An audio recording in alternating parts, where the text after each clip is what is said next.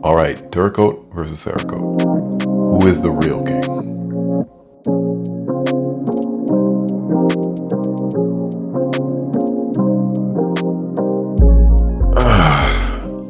Well, this video is long overdue. I would apologize, but honestly, for the first time in a long time, I've been at the range.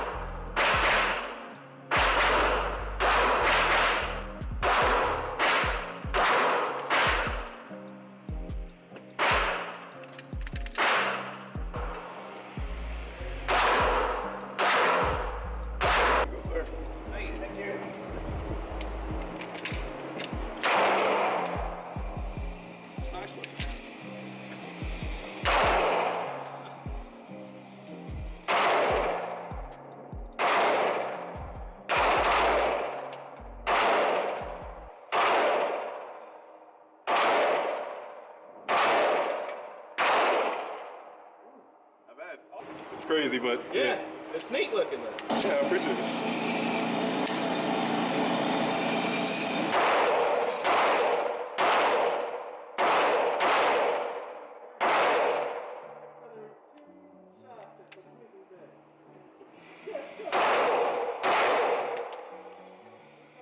So if you haven't realized, I've made a conscious effort not to show any shooting on this channel just because I know how YouTube treats gun channels. I don't even consider myself a gun channel. It's not even about the, money or monetization. I'm not really making anything off of this, to be honest with you. It's more so the fact that they don't show your content as much. It's like they completely stop pushing your content whatsoever. I've had videos that start off amazing out the gate, like they're gonna do really well. And then one day YouTube is just like, nope. But at this point, I'm kind of depending on you guys. So just share it and we'll see how far we can take it. I'm gonna make it quick, not hold you guys up too long. Cerakote versus Duracoat. You remember my Walther PPQ M2 video? If you haven't seen it yet, there it is. If you watch that video, then you know I had used Duracoat at that time for my slide. And to be honest with you, I've Duracoated guns countless times now. That being said, let me make sure this is clear.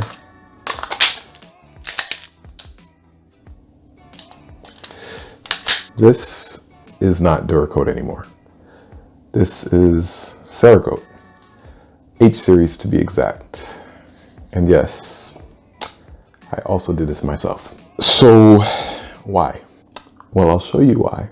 This is Duracoat after light holster use, even after a 3-week cure. Some people think Cerakote is a lot harder to do than Duracoat, or if you're going to do anything crazy that you should send it in to have it professionally done. And to be honest with you, I would probably tend to agree with that. If it's going to be anything camo or crazy colors, then of course send it in. But if you're like me and you're just going to do some kind of tactical black, doing it yourself actually is a viable alternative. Cerakote and Duracoat are going to be roughly around the same price. And mind you, when I say Cerakote, I'm always talking about the H series. That's the one I chose to use. There's the, I think it's the C series and an Elite. I think, don't quote me, the C series is the air dry one, I think. And the Elite series is some totally different beast that one of our local Cerakote shops, the owner told me that stuff is impenetrable, but I decided to go with the H series. Anyway, after researching how to do the Cerakote for a while and actually going through with it, come to realize that it was a great option, probably one of the best things that I could have chose to do. That stuff is bulletproof. Since I've Cerakoted this has been to the range with me multiple times. I've put probably 750 rounds through it. Since then, in and out of holsters, dry firing a ton. And the only thing that's actually starting to happen on it is there's a little bit of, I guess you could say, stripping right there. But it's happening so slow and so minimal. Now I will say this, the Duracoat Tactical Black is a beautiful color. I mean, it is flawless. It looks a little bit blue, but the matte is so perfect on it. I didn't quite get the Cerakote as matte as I would have wanted. Now, even after using a lower hardener to paint ratio, as I was recommended, maybe doing a 1:24 ratio. I mean, it's matte, it's clearly matte, it's beautiful. I'm not saying it's bad. That Duracoat just spoiled me so badly. It almost had a bluish finish. That being said, I am going to redo this Cerakote job probably within the next 6 months. You guys let me know if you want me to actually go over the process of how I actually did it. I'll just do a video showing you step by step from beginning to end how to actually do it. Speaking of doing it yourself, I actually picked up most of the tools from Harbor Freight. Super cheap. I would say the best thing that you can do, getting yourself a spray gun. This is a K3, probably one of the smallest ones, but oh my goodness. This thing made doing this job literally the most pleasurable, foolproof thing I could have done. This thing was like 12 bucks at an art store. You can get this at Harbor Freight too for around the same price. They have a purple one. I just wanted a blue one, so I got it from the art store. But literally, this is the key. I'm not trying to say I'm professional or this will make you a professional. Compared to these other guys that do this for a living, I am garbage and I know it. But this will make your first time a lot easier. There are other options like using the Prevail sprayers, but these come out at 75 PSI, I believe it is. It doesn't leave you much room for error. I feel confident with my skills with these right now, but my first few times I messed up everything.